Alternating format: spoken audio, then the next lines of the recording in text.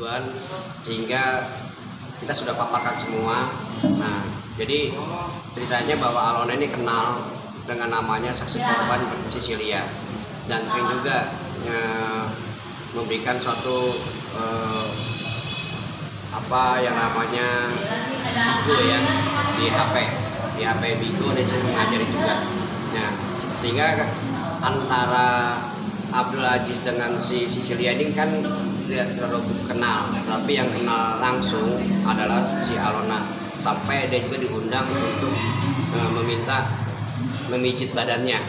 Nah, kita nggak tahu juga dalam rahasianya itu kan apa curhatannya dan bagaimana, kita nggak ngerti juga. Tapi yang jelas memang saksi korban ini adalah dekat banget sama si Alona. Nah, kita tanyakan juga apa pekerjaannya, apakah masih sekolah. Dia menutup diri bahwa dia seolah-olah tidak tahu. Ya itu biarkan saja.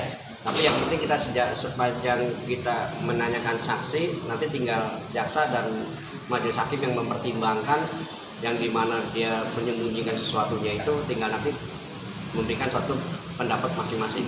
Ya. Dan sedangkan saya sebagai penasihat hukum hanya menanyakan sebatas yang dia ketahui, apa yang dia lakukan dan bagaimana cara melakukannya, seperti itu. Nah, seperti itulah ya, Deka dan Aziz juga sudah memberikan penjelasan kepada si Alona. Dan tadi sampai juga kita bertanya bagaimana dan transfer uang itu, terus kemudian apa itu hotel atau kos-kosan. Kalau kos-kosan itu kan tentu kita harus sudah tahu semua di muka umum bahwa kos-kosan itu kan tiap bulan, tidak boleh disewakan per hari kepada siapapun. Tapi dengan maksud menerima uang harian hotel itu kan cukup jelas bahwa dia telah melakukan penyewaan hotel harian. Harian itu maksudnya apa? Kan gitu kan? Dan sini ada saksi korban, tentu untuk melakukan sesuatu yaitu perbuatan yang tidak baik, yaitu disebut perbuatan adalah prostitusi yang sudah diketahui. Tapi mereka ini tidak mengetahui juga, kata si Alona menutup dirinya atau gimana, kita nggak tahu juga, nggak jelas ya. Itu yang saya tahu seperti itu. Dan tadi juga ditanyakan sama majelis hakim, apakah saudara juga pernah diperiksa sebagai saksi. Mereka berbalik badan dan tidak mengerti.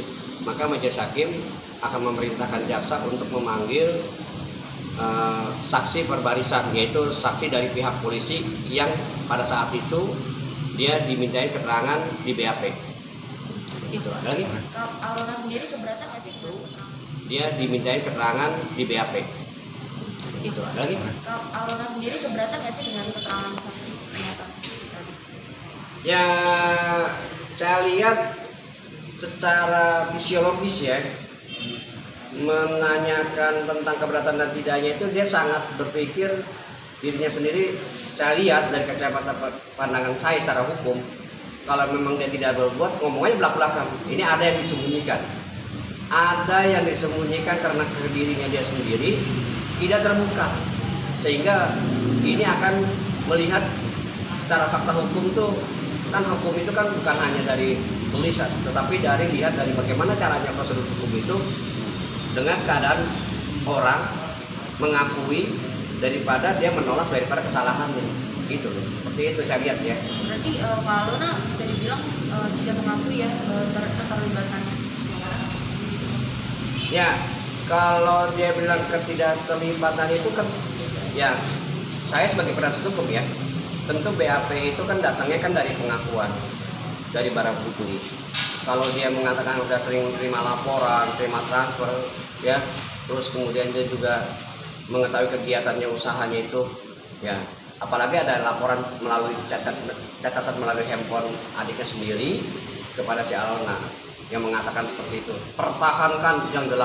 Nah itu yang kita tanya tuh apa maksud itu yang 8 yang dipertahankan. Berarti pola pikir kita kan sudah tahu bahwa dia harus punya usaha seperti itu.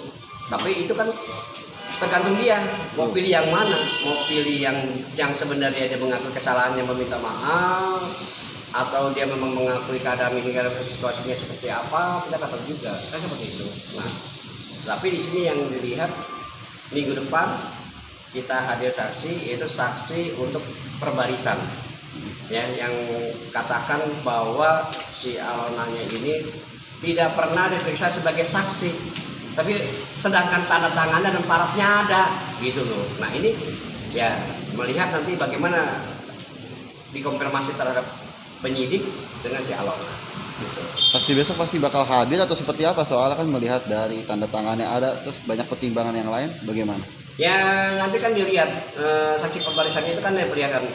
Apakah para penyidik ini ditanya, pasti ditanya kan, ditanyakan pada tanggal sekian bulan sekian, apakah pernah saudara meriksa keterangan Alona ini sebagai saksi? Kalau dijawabnya iya, berarti tanda tangan betul nggak tanda tangannya dia? Siapa yang melihat? Kan nggak mungkin satu, mesti ada 3 atau 4 orang yang penyidik itu udah dihadirkan pada saat itu. Mungkin ya namanya orang kan kadang-kadang lupa, mungkin bingung karena keadaan situasinya dia terbelenggu pemikirannya sehingga mungkin dianggap tidak mengakui, kan bisa saja, terserah saja. Yang penting dipanggil akan dibuktikan juga dengan bukti-bukti yang kuat gitu. Kalau adanya Alona sendiri itu terlibat juga nggak sih Bang? Sebenarnya gini, adanya sendiri tadi sudah saya katakan bahwa dia dipanggil dari Semarang untuk ke Jakarta. Maksud dan tujuan dipanggil itu untuk apa? Katanya suruh benerin ya hotel Alona itu, hotelnya maupun kos-kosannya untuk direnovasi. Nah sepanjang renovasi itu dia yang menjaga. Tetapi ketika saat itu ya dia juga nggak menerima gaji apapun, tidak tahu juga kegiatan si Alona itu apa. Namun dia mengetahui bahwa ada beberapa perempuan-perempuan yang ada di stay atau di tempat itu untuk melakukan apa. Akhirnya dia juga mengerti dan juga artinya dengan informasi tanya jawab, akhirnya dia tahu bahwa perempuan-perempuan itu adalah pelaku open BO ya. Nah saya belum sampai menanyakan siapa yang memerintahkan mengumpulkan itu dan siapa yang merekrut dengan adanya wanita-wanita itu pekerja open BO. Nah, itu kita belum tanya.